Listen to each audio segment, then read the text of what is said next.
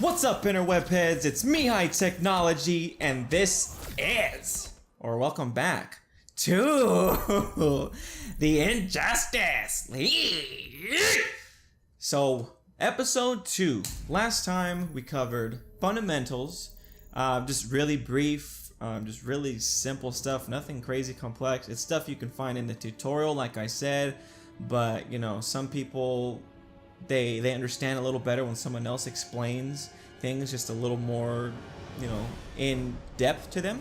So that's what I did for you guys. So this time we're gonna go over a little more of the fundamentals, but it's gonna be more the kind of stuff, like the nuances. So it's gonna be the real particular stuff, the like the really fine details that do matter, you know, from just basic stuff kind of going into the advanced stuff of the game. And now this stuff isn't advanced, it's pretty much common knowledge. However, knowledge of this allows you to better you know, own your skills, you know, and use that to your advantage. So we're gonna go right into practice mode again, and I will see you guys there. Okay, so here we are back in the training room, in the laboratory, whatever you guys want to call it, man. So to start off, we're gonna go back to the heads up display. So that's where the health and all that stuff is at. So there are some new icons up there. So you see the flashing ones, of course, that goes back to your interactable, you know, can you interact? Watch, I'll push the button. Yeah, so that's what that is. So we know what that is, right? There are some other icons that will appear up there. I'll show you right now what they are. It's that one right there. That little, see, it's a little arrow. You know, it's gone. And then now it's there again, but then now it's on Poison Ivy's side. So you're thinking, what the hell is that? And it kind of took me a little bit to figure it out, but it's pretty much an icon that lets you know that when your opponent is in range for you to do a stage transition, so to knock them off the stage into another part of it. So remember how to do that? It was back 3. So example, to do the stage transition, you have to be on the edge, on a certain edge, on certain stages, and then that's when it'll activate the transition, you know. So on this side here, I can do back 3. Remember, back 3 used to do it. So we do back 3. And she just goes back, right? She does the bounce and she comes right back. But now, there's a little arrow there. Why is it there? Because she's in range now. So right here, she's not in range, but if I push her a little bit, you see? Now it's in range. So now if I do the back 3, there you go. It goes right into there. She's gonna catch the late train and go to work, and then work. Okay, so now we're in another part of the stage. Cool? And like I said, it's different parts of the stages. They have the interaction. Some stages don't have the transition. So like if I can go over here and there's no transition. I can hit her in the wall and you get a wall bounce. However, if we go on this side, you'll see now she's in range again. I hit her and she's gonna boom. Watch out, somebody order an Uber. Oh! Wasn't her. There you go. Okay, so that's what that little arrow is. Okay, then we're gonna go over damage, the way damage works in this game. Now, in most games, I should say NetherRealm games. We're gonna stick to NetherRealm games. In most NetherRealm games, so Mortal Kombat 9, Mortal Kombat X, the first Injustice, the damage system, it worked. It was calculated into percentages. Now, in this game, there aren't any more percentages. So when I do a combo like that, it's 2 hits for 107.64. You're like, what the hell are these numbers? And then even if I'm hitting her, watch her life bar, you're gonna see some more numbers, and they're all different. You see, it's like 17, 25, like 152. They're all different numbers every time. You're probably thinking, what the hell is that? You know, how do I even figure out how much damage I did? I'm used to, you know, I do 10 hits and I get 35%. You know, it doesn't do that anymore. Instead, it's like, hang on, what's the combo? What's the combo? There we go. It says 3 hits for 130.03. How the hell am I supposed to read that? Well, that's because the damage works a little differently in this game. Because the characters, they don't have set life bars anymore. You know, everybody had the same exact amount of life in the other games. And in Injustice 2, there are individual stats for each character, and so it gives them different amounts of health. And so that's why it's in numerical values now rather than percentages, because example being Atrocitus has, I don't remember, I'm just gonna throw a number, I think he has like 1100 health, right? 1100. And then Brainiac has, I think, 950 health. Now 50% of 950, you know, that's half of it, right? And so it's gonna get you like, I don't know, I can't do any math, like 475 or something like that. So 50% of 950 is 475 or something. Now 50% of Atrocitus's health, which is 1100, you know, that's like 550, right? Yeah, 550. That's 550 health. So 50% damage on Atrocitus is not the same as 50% damage on Brainiac. And that's why they're numerical values rather than the percentage values. And how to read that, so example being, this one hit right here is 27. When he hits Poison Ivy, you see numbers and then what kind of attack it is. So 27.78, and it's a high attack, right? Now, if you do 2 of those, it's 27, and then you get 39.58. So those 2 numbers put together, those 2 numbers combined, added up, the sum of those is 67.36, and that's how the hits work. So each attack does a certain amount of damage. This one does 27.78 damage, and then the second hit does 39.58 damage. You add them together, and then your total damage, that is how much damage you dealt to the character. And then they die, obviously, when, you know, you do enough damage to the point where their life is gone. Okay, so now I want to get to talking about the system mechanics. What that means is it's the way the game balances itself out, so you can't do anything really cheap or broken. An example being, we'll use back 3 and forward 3. So we know back 3 causes it's a ground bounce, right? Or if you hit him in the wall, it's a wall bounce. Forward 3, also a ground bounce, okay? Now, the ground bounces, the wall bounces, those are good for setups because look, it throws them in there and then you can follow up with whatever. So you can do an uppercut, do another one, boom. I messed that one up, but see, it's good, it keeps them in the air, they're floating up in the air. What you should keep in mind for any fighting game pretty much, or a lot of the fighting games, the majority of the time, your opponent is most vulnerable in the air. I don't care what anybody says, because when you're in the air, some games, like, you can do escapes from the air, but most of the time when you're doing juggles and you're getting them in combos, they can't do nothing in the air. They just gotta wait until either you're done or they just gotta hope you mess up and they fall down. But some games kind of have an exception. This is one of those games that have an exception. But for the most part, being in the air is really dangerous because you can't block in the air, you can't do nothing in the air, okay? So, like I said, these are good because they launch you.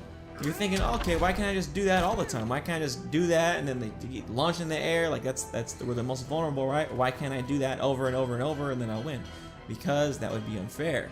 The example being, how they balance it out is I'll try to do 2 back 3s in a row and you'll see what happens. 1, 2. You see that? She just fell right back down. She didn't bounce right back. You're like, why? That move does a wall bounce, you know, a ground bounce. How come she doesn't do it twice? One, she does it once, doesn't do it twice. Okay, what if I do a forward 3 after that? Nothing. She goes right back down again. How about if I start with 4-3, then can I do 2 forward 3s? See, nothing again. 1 bounce, nothing. You're like, what the heck? What gives? It's like I said, it's to keep the game in check, to keep the mechanics in check. So with that being said, you're only allowed pretty much, it's, I believe, 1 ground bounce in any combo. And that's like to keep it, like I said, it's to keep it balanced. However, you can do a bounce, like a background bounce like this, interactive bounce. That doesn't count as one of your ground bounces. So you can have a background bounce, you can have one of those, and then you can go, hang on, let me see if I can get it. No, let me do it. Boom, there you go. So you can have 2 of those bounces, right? But if you do... Damn it! Hang on.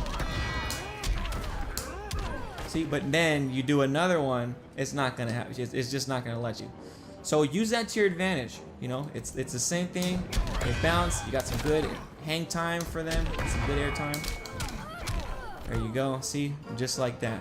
So keep that in mind. You only get 2 bounces.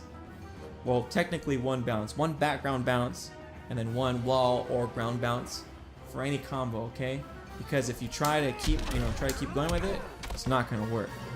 So you gotta time. You figure out the combos you want to do or you like or whatever after you're experimenting, and then you got to figure out when is the best time to use those bounces in the combo.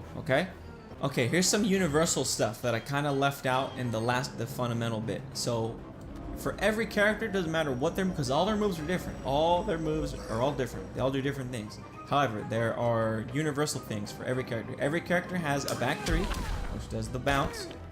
Every character has a forward 3, which does the ground bounce. Every single character has that. It looks different, does the same thing. Every character has a down 2, which is the uppercut, and that launches them. Always launches them. Launches them up in the air, and you can follow up with whatever you want, like that. You do that, or damn, my timing is off today. Probably because I don't know Atrocitus's timing. But yeah, like that. So that's always a launcher. That's what they call a launcher. Anything that, or a pop-up launcher, or a pop-up, or whatever.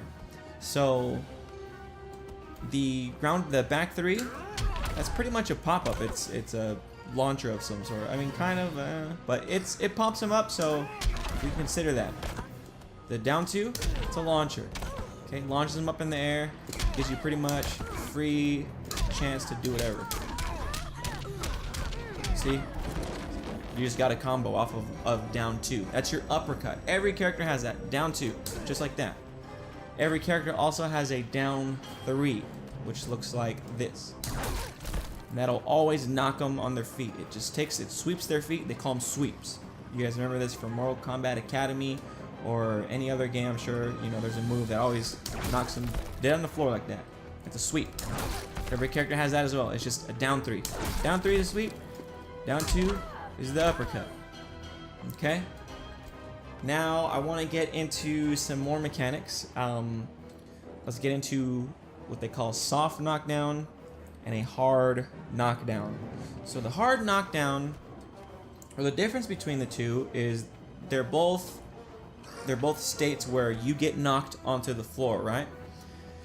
However, the soft knockdown, as soon as you touch the floor, or as soon as you get knocked onto the floor, as soon as your character hits the floor, you can press, for every game it's a little different, but I'll teach you how to do it in this one.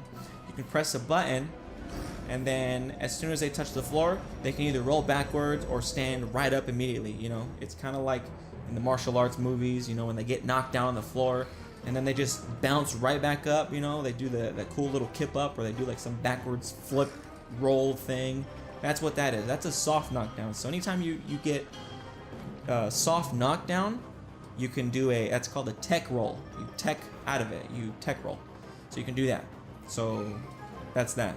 A hard knockdown is when you hit the floor, you are on the floor, and you get up when it's time for your character to get up. There's nothing that you can do to get up. You can't tech roll out of it. You can't do nothing. You just have to wait for your character to fall, and then you gotta wait for them to get up.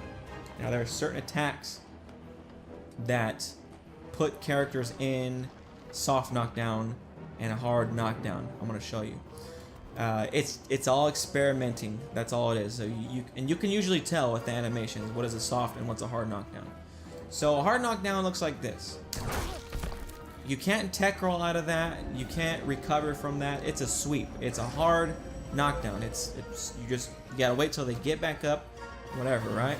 Now with a soft knockdown, I'm gonna record the computer to do something to do a soft knockdown, okay? So give me a second.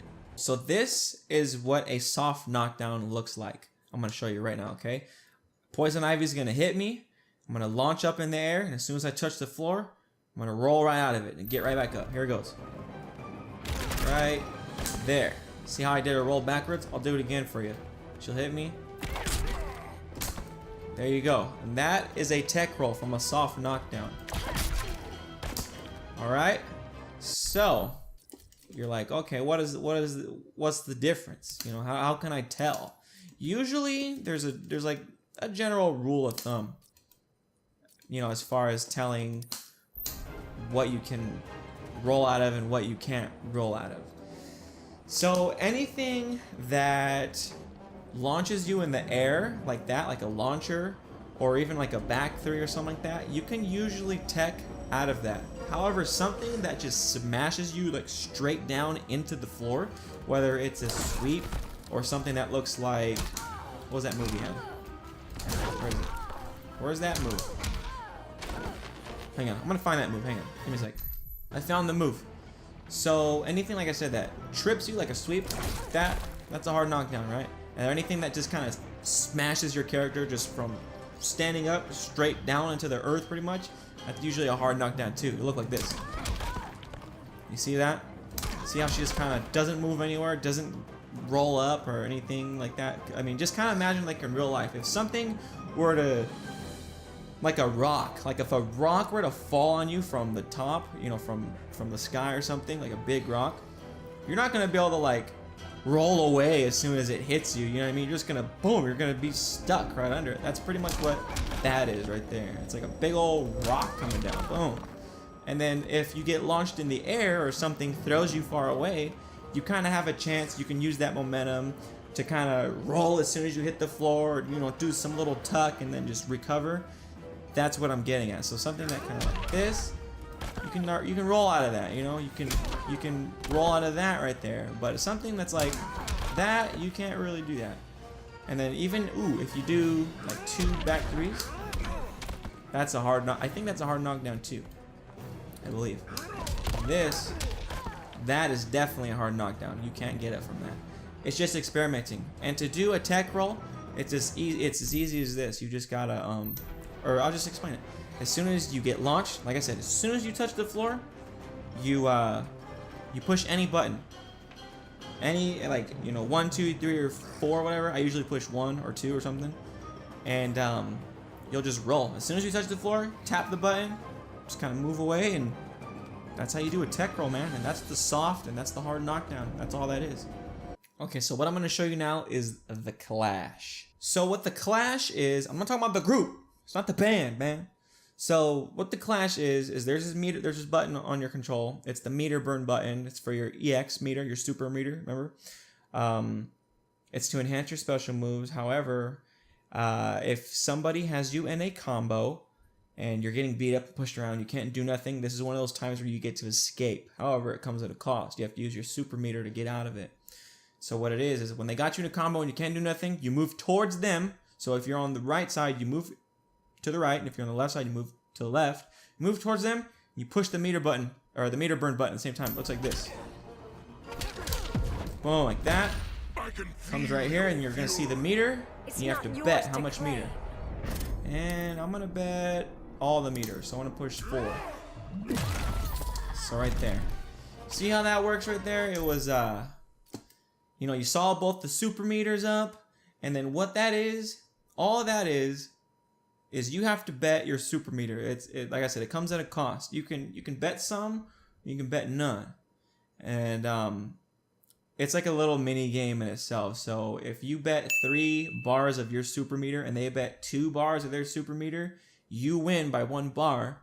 So you're gonna recover some health a little bit. However, if I bet 2 bars and Poison Ivy bet 3 bars, then she wins by a meter, and she's going to do some damage to me. So you got to be careful. So when you clash, you usually want to make sure you're in a good position to spend some meter, if you have some meter, okay? It's your get out of jail kind of free card. You know, the bail's a little expensive, but shit, you know. Beggars can't be choosers, man. Okay, so that's the clash. That's what that is. You can do that on the ground, and you do that on the air. You can only do it once a match, though, and it's on your second life bar. You can only do that 1 time. Okay, so keep that in mind. Okay, so this next bit I want to show you here is chip damage. Now, some games have it, some games don't. NetherRealm games do have chip damage. So all that is when you're blocking, you're not fully protected from you know, you're not invincible pretty much. So obviously when you take most damage when you're not blocking, but however, when you block doesn't mean that you're invincible. You're still gonna take a tiny bit of damage. It pretty much chips away at your health still. Not a lot, but you know, if you're really, really low on health and you're just sitting back blocking and they have like a projectile or something to throw at you, it can still chip you out and it'll still kill you. I'll give you an example. So look at Poison Ivy's health. So she takes the most health or the most damage when she's not blocking, right? She's not blocking. How much damage she's taking. All that, alright? If I set her to block mode, however, set her to always. Now look at her health. It's kind of flashing a little bit. She's not really taking a lot, but she's still taking some damage. She's blocking all these hits, right? Look at that. But see how much, like, see how insignificant it is? However, when it's down to the wire, and you know, it's the last, you guys are both on your red health bar, and somebody's got this little bit of a, you know, little health left. Some of these moves, they can do some really good chip damage, and they can still beat you like that. So be careful, okay? And I think that just about covers it for this part. It's the system mechanics of the game. Like I said, the hard knockdowns, the soft knockdowns, how many bounces you get in a combo, how the damage works, you know, things like that. A tech roll. Oh, which also, before I leave, a tech grab. Now, when you grab somebody like that, boom. It's, you know, it's pretty much like you usually grab them when they're blocking all the time. You can't seem to open up their defense or, you know, things like that. Or they're crouching. That's when you'll grab them, right? So you're like, well, how can I defend against the grab? All it is just like it's similar to a tech roll. So with a tech roll, you know, you push any button as soon as you touch the floor and you'll roll away, you'll recover. This is the same sort of thing. However, when they grab you, you have to kind of know when they're gonna grab you, or maybe just get lucky. But most of the time you have to know when they grab you, or when you feel a grab coming. So if you feel a grab coming and you see them do that, you have about, I don't know, it's like a fraction of a second or something like that to tech out of it, you know, to tech the grab. And to do that, you just push the grab button too.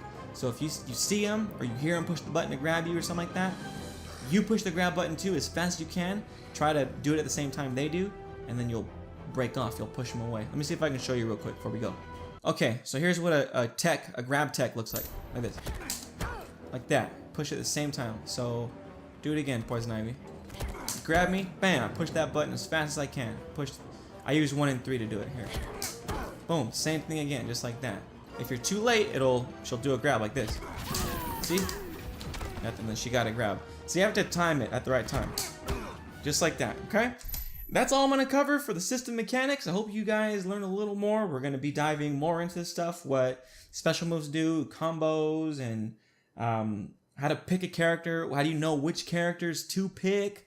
How to get started as far as, you know, discovering which characters are good, which ones, you know, the stuff like that. We're going to go all over all of that stuff, okay? So please, please, please leave a like, thumbs up. The comments, that was the same shit. I don't know. I said the same thing. A like and a thumbs up, same thing. But yeah, leave a comment, thumbs up, all that good stuff, guys. Talk to me, man. Let me know what's going on in your head. Any questions, feel free to ask. Any requests, feel free to do that as well, okay? And until next time, this is High Technology, and be there, mother.